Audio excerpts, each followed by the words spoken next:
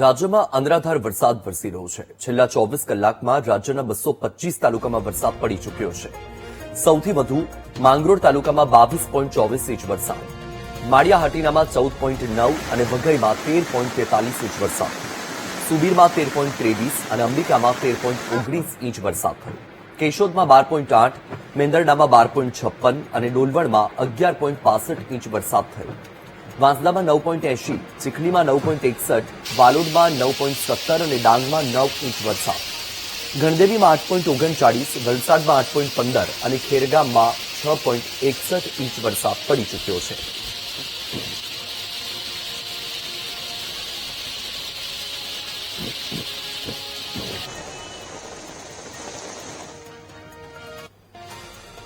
આજે પણ રાજ્યમાં વરસાદ થવાની આગાહી કરવામાં આવી છે। ગાજવીજ સાથે હળવાથી મધ્યમ વરસાદની શક્યતા છે। બનાસકાંઠા, વાવ, થરાદ, પાટણમાં વરસાદની આગાહી, મહેસાણા, સાબરકાંઠા અને ગાંધીનગરમાં વરસાદ થવાની સંભાવના છે। આણંદ, પંચમહાલ, દાહોદમાં વરસાદ થવાની આગાહી છે। મહીસાગર, વડોદરા, છોટાઉદેપુરમાં વરસાદ થઈ શકે।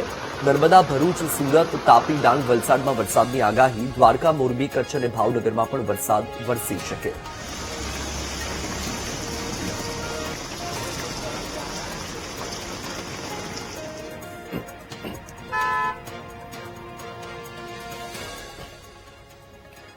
રાજ્યમાં વરસાદની શરૂઆત થઈ ચૂકી છે। પ્રથમ રાઉન્ડ ખૂબ જ ધમાકેદાર રહ્યો છે, કારણ કે જે રીતે છેલ્લા 3 દિવસથી વરસાદ વરસી રહ્યો છે, જૂનાગઢ અને એમાં પણ ખાસ કરીને માંગરોળમાં 24 કલાકમાં 25 ઇંચ વરસાદ વરસી ચૂક્યો છે અને તેની સાથે 24 કલાકમાં 225 તાલુકામાં વરસાદ થયો।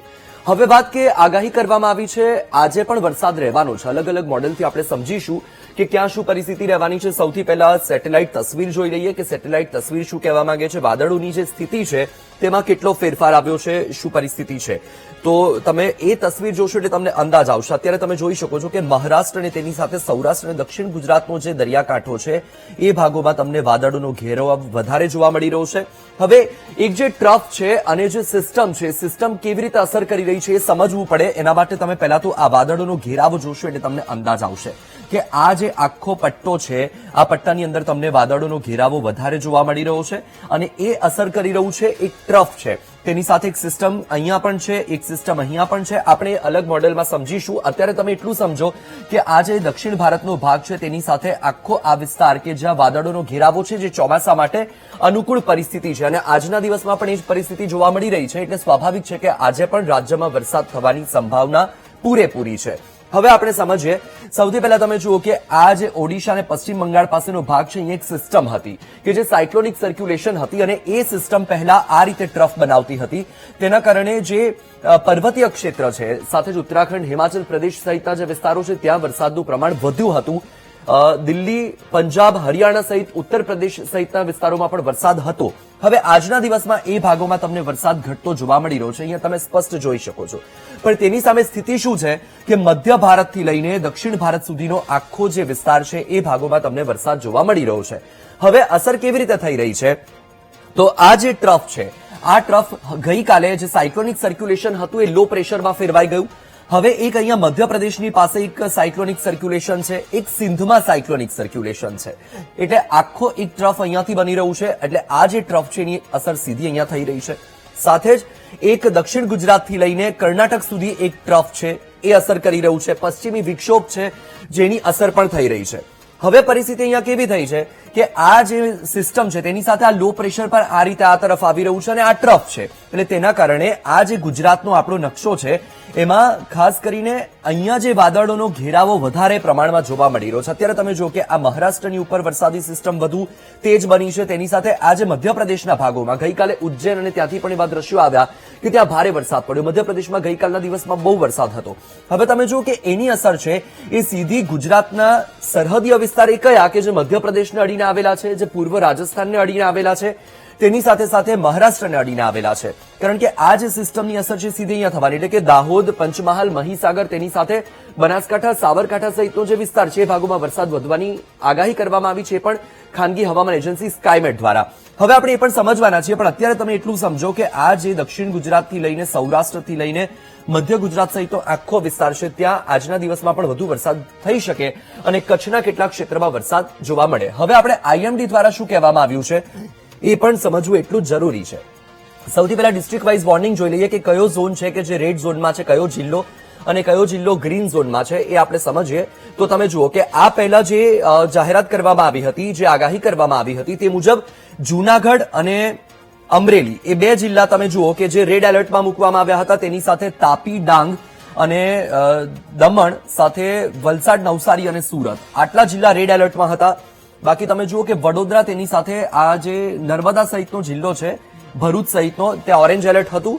અને આ વિસ્તારમાં તમે જુઓ તો દેવભૂમિ, દ્વારકા, પોરબંદર, ગીર સોમનાથ, ભાવનગર અને રાજકોટ એ ઓરેન્જ એલર્ટ હતા. બાકી બધું ઓરેન્જ યલો ઝોનમાં હતું અને તેની સાથે કચ્છ ગ્રીન ઝોનમાં હતું. એટલે કે કચ્છમાં છૂટો છવાયો કે હળવો વરસાદ થઈ શકે એમ હતું. પણ હવે હવામાન વિભાગ દ્વારા નાવકાસ્ટ જાહેર કરવામાં આવ્યું છે. નાવકાસ્ટ શું હોય કે જે રીતની પરિસ્થિતિ બનતી હોય, કારણ કે હવામાન છે, સમયાંતરે પરિસ્થિતિમાં બદલાવ આવતો હોય, એટલે હવે નાવકાસ્ટ જે જાહેર કરવામાં આવ્યું છે, એટલે કે અત્યારે વર્તમાન જે પરિસ્થિતિ છે તે મુજબ એ નાવકાસ્ટ જાહેર થયું છે.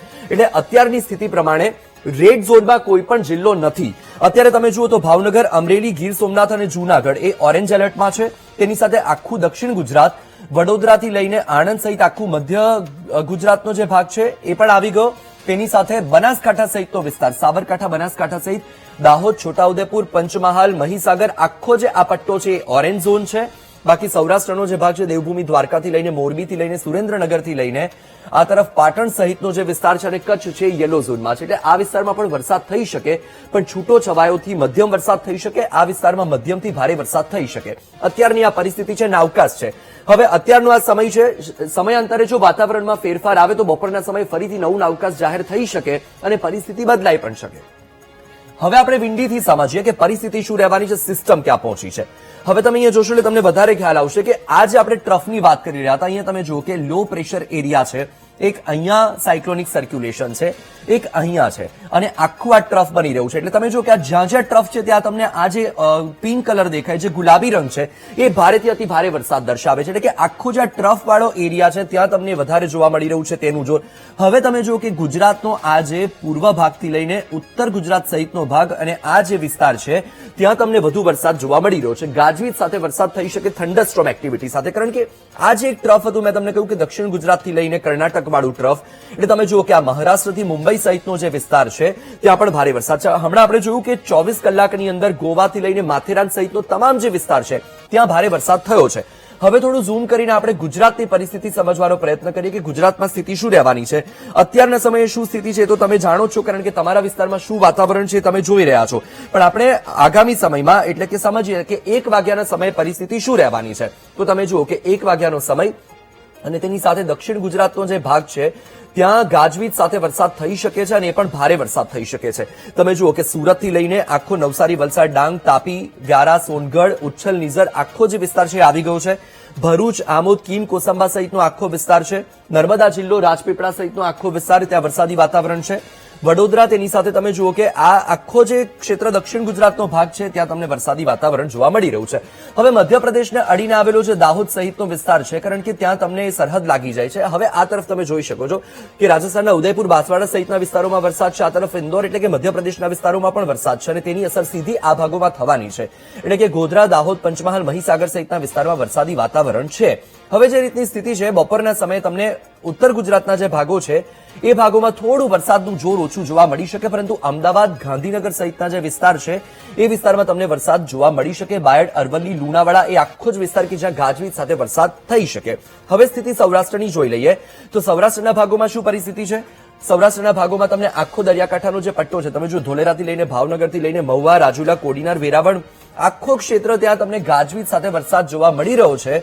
ઉપરના વિસ્તારમાં તમને કચ્છમાં હળવો વરસાદ કે વાદળછાયું વાતાવરણ જોવા મળી શકે છે. એટલે અત્યારની જે પરિસ્થિતિ છે એ પરિસ્થિતિને જોતા એ વાત નક્કી છે કે આજના દિવસમાં પણ રાજ્યમાં વરસાદી વાતાવરણ રહેવાનું છે. કેટલાક ભાગમાં હળવો વરસાદ થાય, કેટલાક ભાગમાં મધ્યમ વરસાદ થાય તો કેટલાક ભાગમાં ભારે વરસાદ પડી શકે છે.